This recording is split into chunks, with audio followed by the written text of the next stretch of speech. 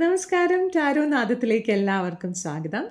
ഇന്നത്തെ reading December മാസത്തെ നിങ്ങളുടെ എനർജി എന്താണ്, നിങ്ങൾക്ക് എന്താണ് ഡിസംബർ മാസം കരുതി വെച്ചിരിക്കുന്നത് എന്നൊക്കെ അറിയാൻ വേണ്ടിയിട്ടുള്ളതാണ്.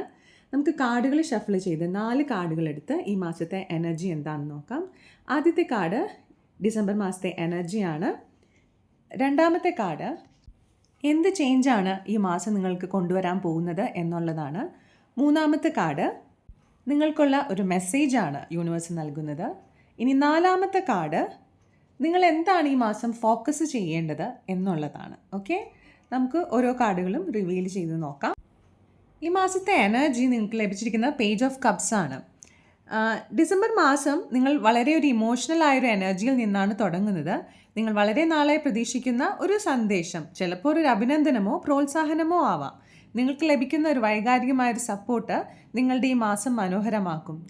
നിങ്ങളുടെ 2026 യാത്രയിൽ വലിയൊരു വഴിത്തിരിവാവും ഡിസംബർ മാസത്തെ എനർജി. ഇനി എന്ത് മാറ്റമാണ് നിങ്ങൾക്ക് വരാൻ പോകുന്നത്? വന്നിരിക്കുന്നത് കിങ് ഓഫ് കപ്സ് ആണ്. ഈ മാസം നിങ്ങളുടെ ഇമോഷണൽ എനർജിക്കാണ് മാറ്റം വരുന്നത്.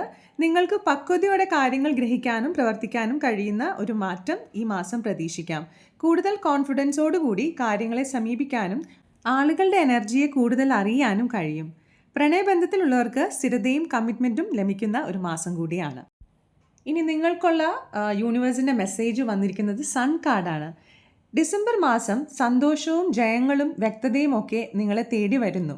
ജീവിതത്തിലെ ഒരു വഴിത്തിരിവോ അല്ലെങ്കിൽ ഒരു തിരിച്ചറിവോ നിങ്ങൾക്ക് ഈ മാസം ലഭിക്കുന്നുണ്ട്. കുറേ നാളത്തെ ഒരു കൺഫ്യൂഷൻസൊക്കെ നിങ്ങൾ കാര്യങ്ങൾ ക്ലിയർ ആക്കുന്ന ഒരു മാസം കൂടിയാണ്. നമ്മളിൽ പലർക്കും പുതിയ ദിശ യൂണിവേഴ്സ് ഈ മാസം കൊണ്ടുവരുന്നുണ്ട്.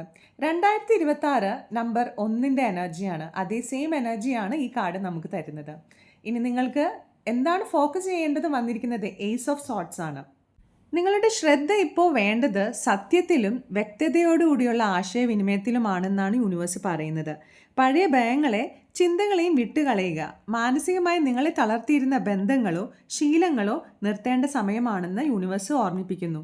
പുതിയ വർഷത്തിലേക്ക് നിങ്ങൾ കടക്കുന്നത് നിങ്ങളുടെ യുക്തിയെയും അവബോധത്തെയും വിശ്വസിച്ചുകൊണ്ടും മനസ്സിനെ ശക്തിപ്പെടുത്തിക്കൊണ്ടുമാണ്.